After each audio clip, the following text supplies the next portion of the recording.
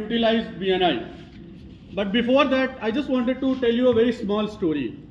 So एक गांव होता है, गांव में गवर्नमेंट स्कूल है, तो उस गवर्नमेंट स्कूल में क्या होता है, इंस्पेक्शन होते हैं, आप सबको पता होगा। दिल्ली से कुछ लोग आते हैं जो चेक करते हैं कि सारी चीज़ें कैसी चल रही हैं, अच्छी चल रही हैं, नहीं चल रही हैं। ऐसे ही एक इंस्पेक्शन होने वाला है, मैडम को पता चलता है, वो घबरा जाती है कि क्या पूछेगा, पता नहीं है।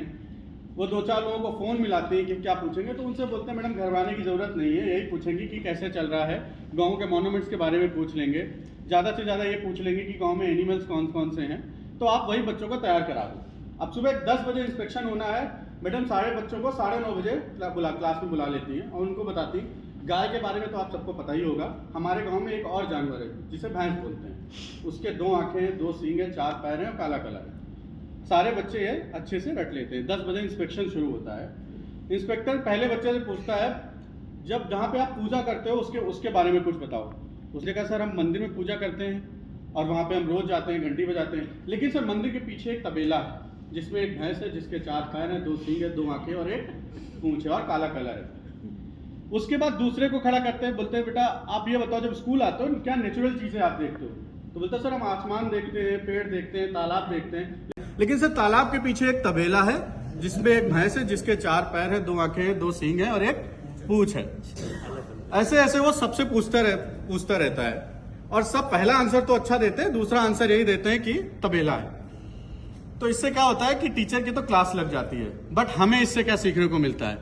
हमें इससे सीखने को यह मिलता है कि हम सबके जीवन में एक भैंस है। अब वो भैंस क्या है और किसके जीवन की में क्या भैंस है, अगर किसी के पास नहीं है तो वो मुझसे इस मीटिंग के बाद मिल ले, मैं उसकी भैंस लाके ढूंढ के दे दूंगा।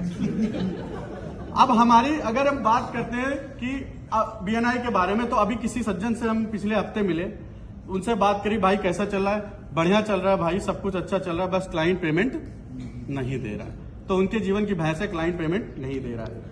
दूसरे दिन शाम को मिले, बच्चे को आइसक्रीम खिला रहे थे, जब पूछा भाई कैसा चल रहा है, कुछ नहीं यार बच्चा रो रहा है, आइसक्रीम तो खिलाना पड़ेगा, क्या करें, बट क्लाइंट पेमेंट नहीं दे रहा है। एक हफ्ते बाद मिले, भाई गोवा चलना है, गोवा का प्लान है, यार चलने का मन तो बहुत है, बहुत दिन से गए भी नहीं है, प्लान भी बना रहे हैं, चल तो सकते थे लेकिन क्लाइंट पेमेंट नहीं दे रहा। तो ये उनके जीवन की भैंस है, क्लाइंट पेमेंट नहीं दे रहा है। तो हम यहाँ पे किसी एनिमल को टारगेट नहीं कर रहे हैं, हम इस मेंटालिटी को टारगेट करने की कोशिश कर रहे हैं, क्योंकि ये भैंस पानी में जानी चाहिए इन अ पॉजिटिव वे, और हम सबको के लाइफ में इस तरीके की भैंस है। और BNI में ये भैंस है रेफरल।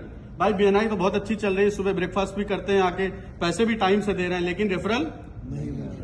तो इस भैंस को हम पानी में कैसे ले जाएं, हमको उस चीज पे फोकस करना जरूरी है। और उस चीज पे हम फोकस कैसे कर सकते हैं?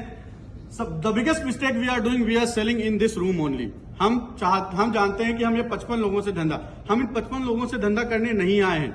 अगर आपको पता हो, हम अपने भाई या बहन से भी शायद इतने ऑफर नहीं मिलते जितने इन 55-60 लोगों से मिल रहे होते हैं। इनके साथ अगर आपकी बॉन्डिंग बन गई तो anyways they are going to give you a business, but we are here to get a business from outside our chapter. Noida में 500 लोग हैं, अगर आपकी कंपनी का नाम इस चैप्टर के बाहर नहीं पता तो आप कर क्या रहे हैं इस चैप्टर में?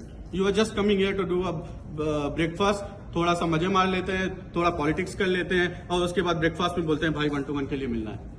So we are not here just to do a 1-to-1. We are here to do a business. Our ultimately goal is to do a business. This is a business platform and we should focus on that. Thank you so much.